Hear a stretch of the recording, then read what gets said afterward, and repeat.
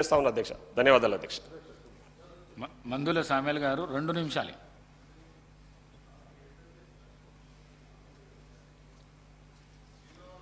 గౌరవ స్పీకర్ గారికి ధన్యవాదాలు.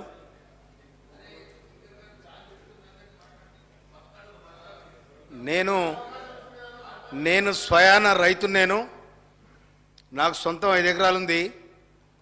25 ఎకరాల కౌలు తీసుకొని నేను కారుకు 150 పుట్ల ఒడ్డు పట్టిస్తున్నాను. నేను ఈరోజు కూడా నాటుబెట్టే 30 ఎకరాలు.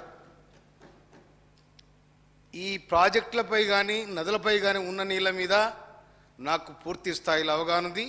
ఆ రైతుకు నీళ్ళు ఏ విధంగా అవసరం పడుతుందో నాకు తెలుసు. తర్వాత మొన్న జరిగిన ఎన్నికలల్లో మొత్తం వాళ్ళు ఏటిగడ్డలో చూసినారు, కానీ నేను మాత్రం ఏటికి ఆ ఇసుక కింద ఉన్న నీళ్ళని చూసిన. నేను వాళ్ళ ఇసుకను చూసినారు, నేనే ఇసుక కింద ఉన్న నీళ్ళని చూసిన. అందుకని నేను ఎన్నికల సందర్భంగా చెప్పిన, ఇసుక ఎవడని తీసుకపోతే బొంద పెడతా కొడక అని చెప్పిన. ఇంకొక మాట, కాళేశ్వరం దగ్గర కాళేశ్వరం అనే ఒక రైతు గుండె మీద కేసీఆర్ హరీష్ రావు ఇద్దరు కలిసి గుణపతిచ్చారు. ఆ గుండె మీద, కాళేశ్వరం అనే గుండె మీద రైతుకు, తెలంగాణ రైతు గుండె మీద గడ్డపరది చర్యలు మొత్తం సర్వనాశనం చేసి దోపిడీ చేశారు. మామూలు కాదు ఇది. వాళ్ళు మొత్తం తెలంగాణ ఆలోచిస్తారు. ఎక్కడ మోస్తావు చూడరే హరీష్ చెప్పరా అని అంటారు. అరే గిట్లు వస్తాయి మామని ఆయన అంటారు. ఈ విధంగా ప్లాన్ చేసుకొని సర్వనాశనం చేశారు. జరాగు నువ్వు కూడా పొత్తే ఉండాలి జరాగు. తర్వాత ఈ విధంగా కాళేశ్వరాన్ని ఖతం చేసిర్రు. ఇక ప్రజలను కూడా ఆగం చేసిర్రు.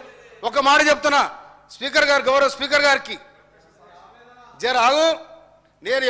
నేను పుట్టుకతోనున్నా, మీరు ఇవ్వలేరల్లా. నేను మొదటి నుంచి ఉన్నా, నాకు తెలుసు అది. ఒక మాట జరా, పద్మశాలి సోదరులు ఊరవతల ఈ రంగులొచ్చడానికి ఒక తొట్లు పెట్టుకున్నారు. తొట్లు పెట్టుకుంటే ఊరవతల ఉన్న నక్కల గుంపులకు వెళ్ళి ఒక నక్క వచ్చి అలా దొరికింది. ఇలా దొరికి తరక రంగు మారింది. రంగు మారి మళ్ళీ నక్కలలో పోయింది. నక్కలో పోయి ఏమన్నది, నేను రాజును రా అన్నది. అనేసరికి నువ్వేట రాజు అవుతావు అని వాళ్ళు కూడా పొద్దుదాకా ఆలోచించారు. ఈ నక్కలు ఏం తింటాయి, రేగ్గాయలు రేలకాయలు తింటాయి. అది సాయంత్రం వచ్చేసరికి అటు ఊలు వస్తుంది. ఇది ఇట్లా రాకపోతే మాత్రం ఇది దొర, ఇది రాజు. కనుక ఇది అయిందనుకో, మనలాగా అయిందనుకో, ఇది మనదనుకోరు. కనుక ప్రజారాజ్యంలా ప్రజాస్వామ్యంలో ఎవడు రాజు కాదు. ఇది ప్రజాస్వామ్యం. రాజులు అనుకొని విర్రవీగి ప్రజాధనాన్ని కొల్లగొట్టి ప్రజలను బానిసలు చేస్తే ప్రజలు తిరుగుబాటు అయింది. అందుకనే ఇప్పుడు కూడా మీ వెనక అంగి జరిగింది, కానీ ముంగడ చూసుకొని మురుస్తున్నారు. మీరు వెనక అంగి జరిగింది, వెనక జనం చూస్తున్నారు, మీ ముంగడ చూసుకొని మురుస్తూ ఉన్నారు. తర్వాత మా నియోజకవర్గానికి సంబంధించి ఒక్క మాట, మా బురాది గారి కాల్వ దానికి 270 కోట్ల రూపాయలు తీసుకున్నారు. గింత గెలగిచ్చారు, ఎక్కడ పోయినా పైసా తెలియదు. అది 98 కిలోమీటర్ ప్రయాణం చేస్తుంది.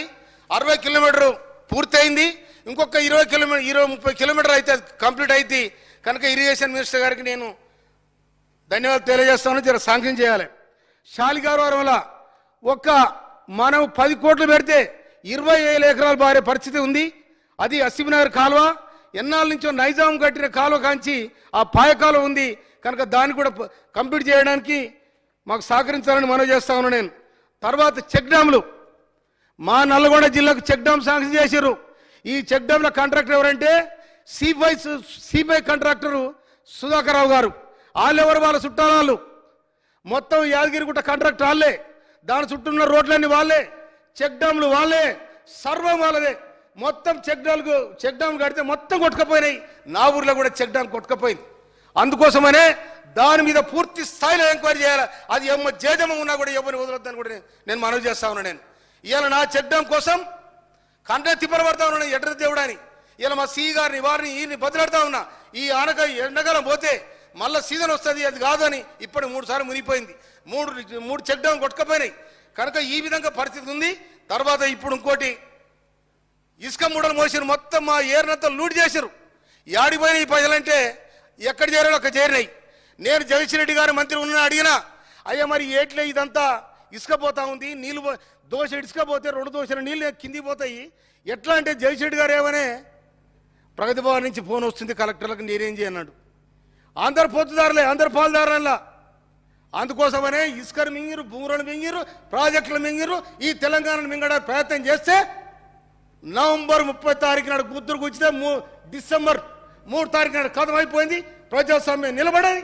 అది మా రేవంత్ రెడ్డి గారి నాయకత్వంలో ప్రజాస్వామ్యబద్ధంగా ఈ రాష్ట్రం నడుస్తారని కూడా నేను మనవి చేస్తాను. Thank you sir. Doctor Sanjeev Reddy గారు. ధన్యవాదాలు అధ్యక్ష.